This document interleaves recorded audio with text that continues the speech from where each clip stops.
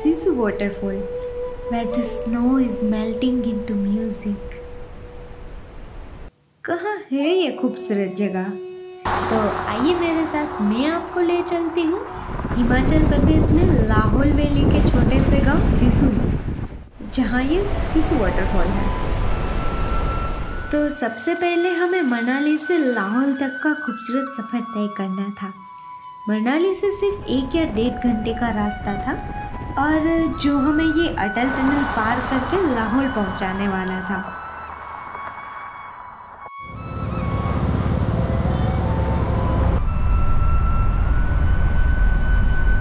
और अभी हम जहाँ से पसार हो रहे हैं वो है अटल टनल, जो 9 किलोमीटर लंबी है और आपको पता है ये वर्ल्ड की लॉन्गेस्ट हाईवे टनल है, जो 10,000 फीट की ऊंचाई पर है।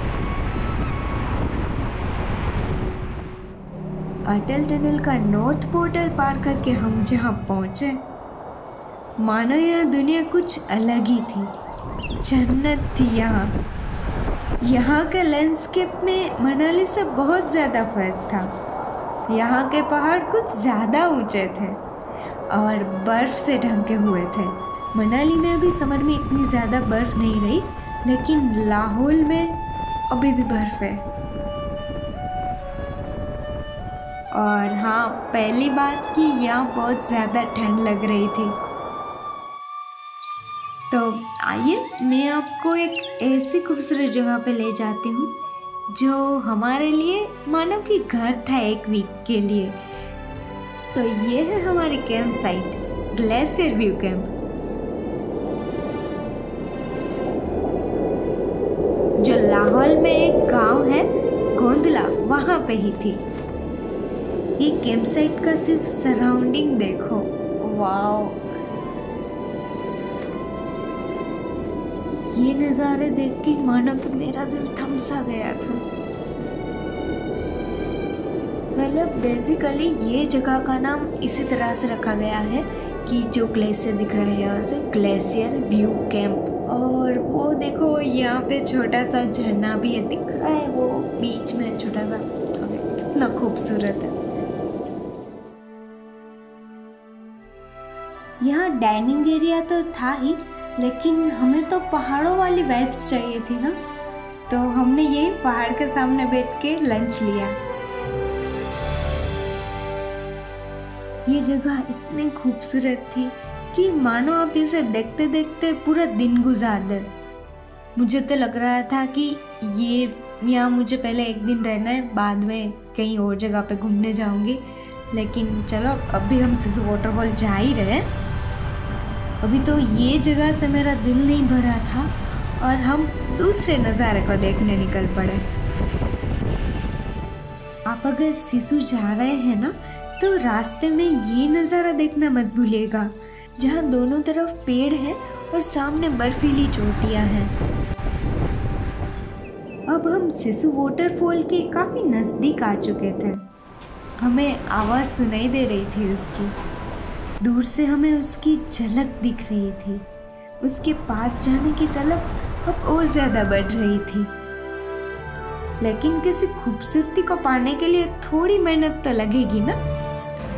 तो हमें सिसु वाटरफॉल के पास पहुंचने के लिए 20 मिनट आधे घंटे जितना ट्रैक करना था, मतलब छोटा सा ही ट्रैक था।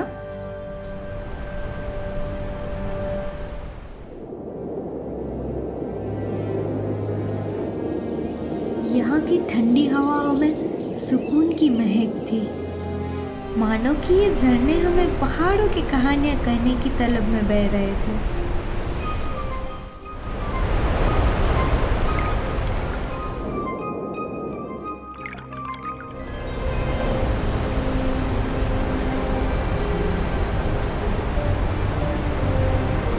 झरने का पानी पत्थर से टकरा के अपने महक के छींटे बहुत दूर दूर तक फैलाना चाहता था।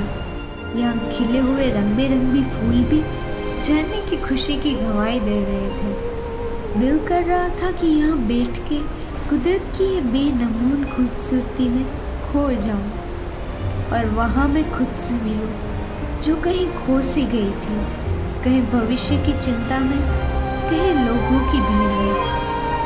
ये झरना जितना खुल के बह रहा था उतना खुल के शायद हम जी भी पाते हैं।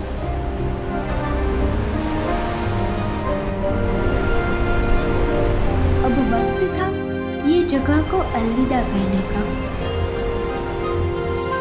वापिस आते वक्त दिल कर रहा था कि मुड़ मुड़ के आखिरी बार इसे देख लो।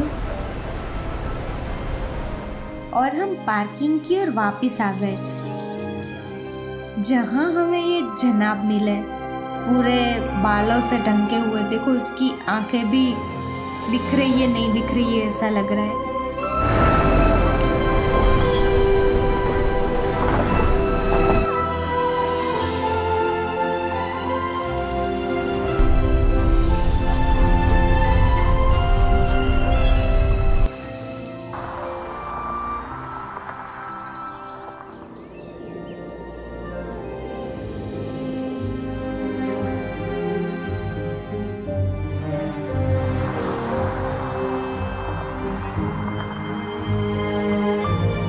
अब वापस चलते हैं हमारी कैंप साइट की ओर।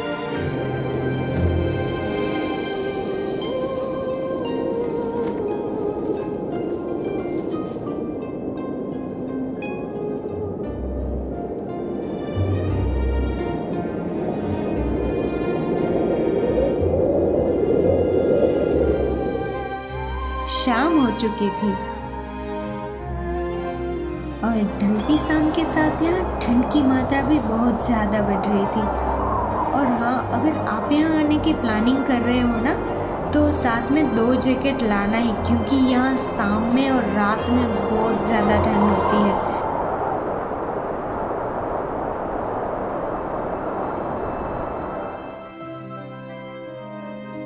शाम का बाकी का वक्त हमने एक चाय के कप के साथ इन पहाड़ों को निहारते हुए बिताया।